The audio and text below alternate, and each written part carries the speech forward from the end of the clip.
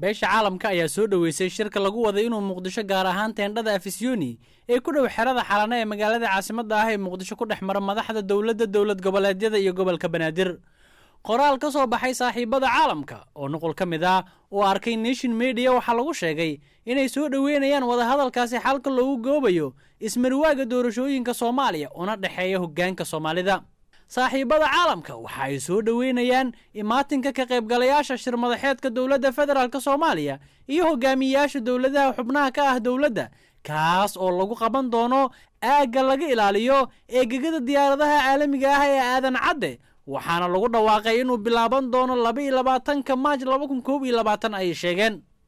waxa ay ku dareen hadalkooda waxaan ku boorinaynaa inay si dhaqso leh u shiraan ayna u muujiyaan hogaamin iyagoo ka ambaqaadaya soo jeedinta guddiga farsamada ee Baydhabo 16 February 2021 si loo hirgeliyo hanaanka doorashada 17 Sebtembar 2020 loona gudbo doorashooyin iyadoo aanu jirin dib u dhac.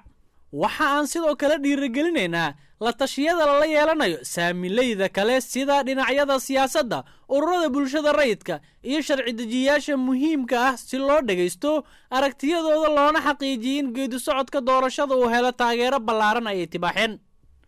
bayaanka ayaa lagu cadeeyay nooma muuqato wax kale oo lagu bedeli karo laguna hirgelin karo hanaanka doorashada 17 Sebtembar iyadoo la raacayo jadwal si dhaqso leh u hirgala si loo qabto doorashooyin nabdoon loo wada dhan yahay xor xalaal ah oo lagu kalsoonaan karo. saaxiibada caalamka ma taageeri doonaan geedi socod aan loo dhammayn ama mid barbar socod ah ama dadaallo horseedaya kordhinta mudaxileedyadii horay u jiray ay yiraahdeen.